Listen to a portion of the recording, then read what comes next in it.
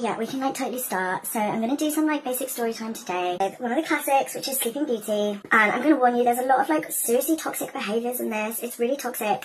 I'm not down with a lot of what's on board. I feel like behaviours have changed and I really feel like we need to put a trigger warning out. So it all kicks off like there's a king and a queen, yawn, and they have a baby who they call Aurora. Maleficent, who's this kind of like I said, real toxic narcissist, you know, total fairy, but I'm not meaning that in any kind of like homophobic way. She is a fairy. She's turning up and she's giving like, whoa, skibbity vibes. Where's my invite? Like you totally went ahead, had this big party. I didn't get invited, like no cap. That is straight up mean girl vibe. And the king and queen are like, OMG, like we totally forgot. I'm so sorry. And Maleficent's like, no, like these are my boundaries. You didn't even invite me. It's rude. It's like, no, you know, vote it off. And king and queen are like, OMG, just stay, you know, have some Doritos. Like we've literally got cool original flavour. And Maleficent is like, no, you're gonna prick your finger on a spinning wheel and just die, basically, sleep forever.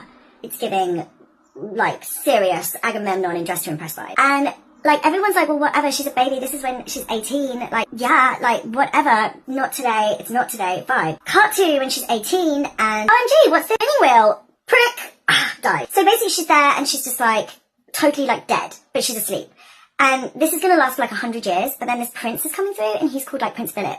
And he's giving like big prince energy. So he's just like, oh, whoa, straight up, it's a maiden, like, I'm gonna kiss her. This, children, is just like, not okay. That is her personal space. I don't care if she's asleep. I don't care if she's cursed under a spell. Like, you know, we have to look at big Phil with his big prince energy, just riding around the land, like kissing maidens. There is a consent issue here. I'm not hearing any consent. If she's asleep for 100 years, she's not consenting. But Phil's like, no, we have a connection because he slid into her DMs before and they like had a connection or whatever. He is like her true love or whatever, and this whole kind of true love kiss wakes her up. But, you know, he's then like, oh, I've woken you up, you need to be my wife. That is mad transactional. Like, just because he's in her DMs, they have a connection, he's given her this life-saving kiss, like, she's not obliged. She doesn't need to do anything. But he kisses her, wakes her up, and then Maleficent's there, but she's like a dragon. And he's like, slay! Because that's what you do with dragons. So he slays the dragon, and he's like, now we're going to be married. And she's like, yes, queen. And he's like, no, you're the queen, because I'm a prince, and now I'm king suddenly, and you're queen, and we're all happy together. Which is pretty heteronormative, if you ask me, and you can question this, and you can question a lot of the toxic behaviours that we've discussed today. Thanks, class. Love you. Bye. Right, kids, yeah? Gonna have a story. What's the story? Morning glory. 3 little pigs, big bad wolf and 3 little pigs. I hate pigs. Pigs. Busies. First pig, yeah, his house is made of like straw. It's straw, it just goes everywhere. It's a mess. Like, oh, second little pig, he's like, I've got my house, it made out of sticks. And he's like, I'm gonna huff and I'll puff and I'll blow your house in. And he's just like, oh, not by the hairs on my chinny chin chin.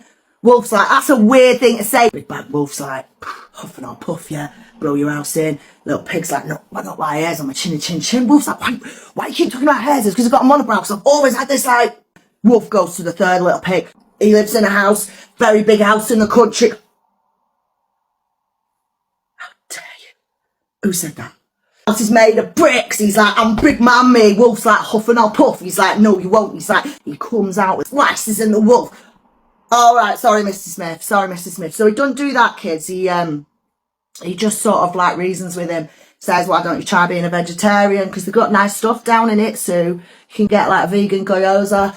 What's me like?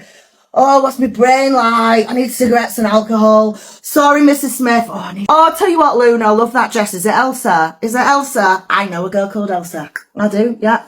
You can tell me what she's into. Into Alka-Seltzer. No, Callum, stand up beside the cubby's face. Take that look from off your face. Sally, you can wait. Sally, you can wait. Oh, Sally, it's too late. It's too late. Mrs. Smith, Sally's pissed herself. Sorry. Right, kids, what's the important thing to remember, yeah? Earn loads of money and build a house out of bricks. Don't have no sticks. Don't have no straw, kids. Yeah? I've got to go because I've got to be in Wembley next month. I've got to go, Mrs. Smith. I've got to prep. I've got to, like, get in my zone for Wembley. Wembley. Yeah? Peace out. Big up yourselves. Like, keep on rocking, yeah? Don't get in any fights. Peace out. Okay, class, I love you all. Gather round because we're going to do Snow White and the 7 Woodland People. So Snow White, she's like a princess. She's got this evil stepmother queen who's a narcissist. Her best friend is literally a mirror. She asks this mirror, who is the fairest of them all? duh. Mira's like, no, seriously, no cap, like Snow White. OMG, awkward for the Queen. The Queen is just totally stressing out because of this whole mirror thing, and that is just spacing out Snow White. She's just like really spaced out, really stressed. She just decides to leave the chat. She goes to live in the forest with these 7 woodland bros.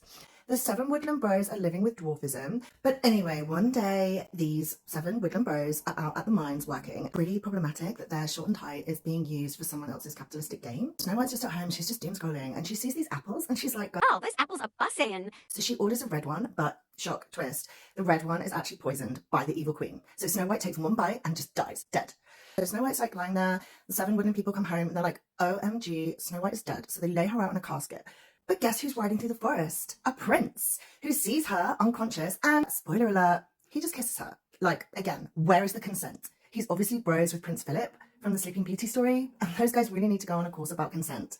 Snow White wakes up from this kiss, yawn, and decides to marry the prince, which is a totally predictable, prescribed outcome for her. She was really happy living with the 7 woodland bros. They'd started a vocal harmony group. Life was going well for her. I don't see why, just because she's a princess, like, she doesn't need to be married to a prince. It's really heteronormative. And that's why I'm afraid, children, today it is another toxic narrative.